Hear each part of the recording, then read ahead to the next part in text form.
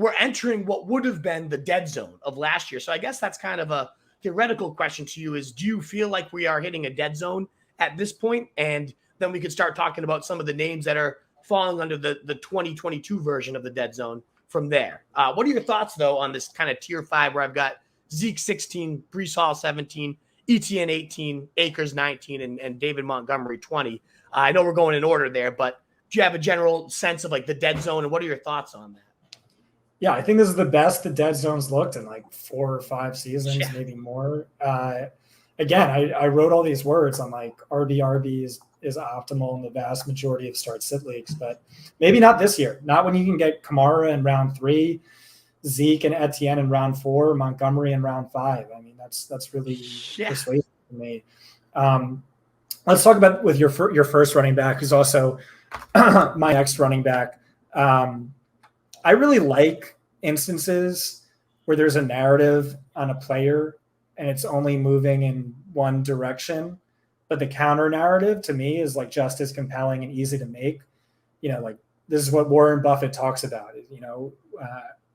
You pay a very high price in the stock market for a cheery consensus. Because of the Roto Street Journal, I'll give you a few more. Yeah. The time to buy is when there's blood in the streets, or be fearful when others are greedy and greedy when others are fearful. And that's what I'm seeing with Zeke. Yes. So since he entered the league, he's finished 3rd, 8th, 5th, 14th, and last season 15th in fantasy points per game. Obviously, those last 2 seasons were rough in comparison to his annual top 5 finishes, but he's still priced below his 4. He's the RB 16.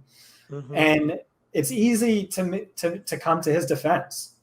2 seasons ago, the Cowboys were missing Dak Prescott for over 2/3 of the season. Pollard was not significantly more efficient. Last season, Elliott played through a torn PCL in his right knee for over 75% of the season. In spite of that, he ranked 2nd among all running backs in snaps. Pollard ranked 43rd.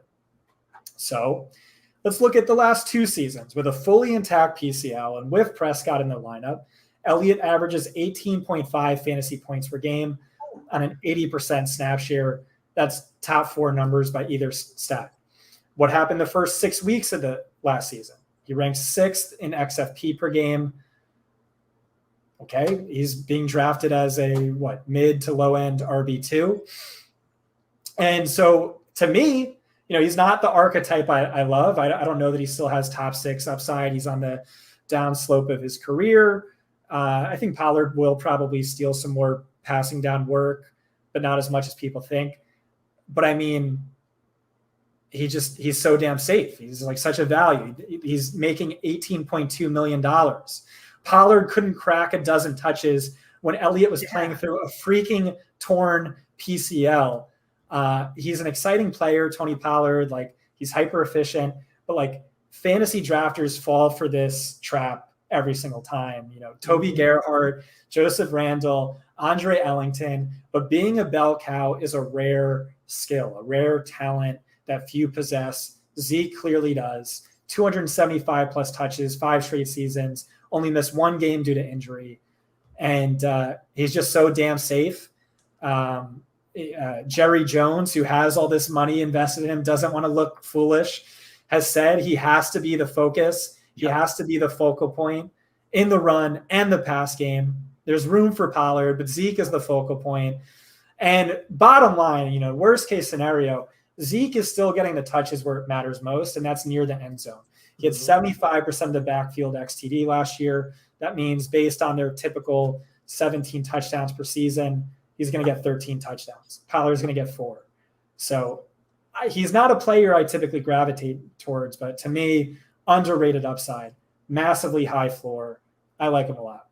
Yeah, I've been getting a ton of Zeke around 4. I'm in full agreement here. It seems like we agree about a lot of these guys, which is always a comforting feel. We'll have to revisit at the end the biggest disparities, but I'm all in. I mean, top 10 running back every year of his career, even when he missed 6 games from a suspension, even when he had, as you mentioned, a partially torn PCL. The guy just plays games, gets through it, and gets you his numbers. And people don't love the fact that he's less efficient than Tony Pollard, but at the end of the day, it doesn't matter if he's going to be getting, as he has, 300 plus opportunities every single year besides when he was suspended 6 games, and he still got 280 opportunities rather in that season. So as you mentioned, keystone player, has to be the focus. And the fact that he is quote unquote completely healthy right now, getting 22 mile per hour timed runs, gym rat, throwing up the most weight of his career. Yeah, I mean, you always hear those offseason type of quotes, but for a guy that the only time I've ever really been concerned about is when he comes in kind of heavy and doughy and just doesn't look great. Like, you know, he's gonna be cool. He's gonna get a ton of work in a good offense that most points, most yards in the league last year. That's right. But like it's gonna be, even if they take a step back from that with some of these injuries and whatnot. I guess that's maybe the path for him continuing to remain a workhorse is all this hype about Pollard getting some slot snaps and receiver snaps. They might not have a choice but to do that. So that also means Zeke is still on the field. And as you always say, snaps are snaps, and that's crucial. So, I mean, great. Put Pollard on the field more. Maybe they both have great seasons, but to me, that's not going to be a bad thing for Zeke by any means. So, yeah, I'm with you. I don't understand. I get the whole be a year early instead of being a year late, but there's too much of a track record here. Again, RB6 with a torn PCL. I'm okay with that. I'll take an RB10 all day for a 4th round price tag, even if it's not the sexiest pick. I don't get why it's not sexier, to be honest. I mean, it's a good offense and 300 touches. What's wrong with that? Sign me up all day. No, I'm fully there, and I share your sentiment of the dead zone as a whole. I really like most of these guys that I have here in this 16 to 20 range, including Breece Hall. He's deceptively sexy, like Aubrey Plaza or someone like that. Right? Yeah, exactly. Seriously, it is. There's definitely a little bit of sneaky sex appeal to Zeke, and just sturdiness too. It's like a great, solid, wholesome with a nice sexy side to it. That's kind of what it is. I love it. What is up, you fantasy wolf? Thanks so much for tuning in. If you haven't already, share your thoughts in the comments, check out some more videos, and join the newest Wolfpack by subscribing below.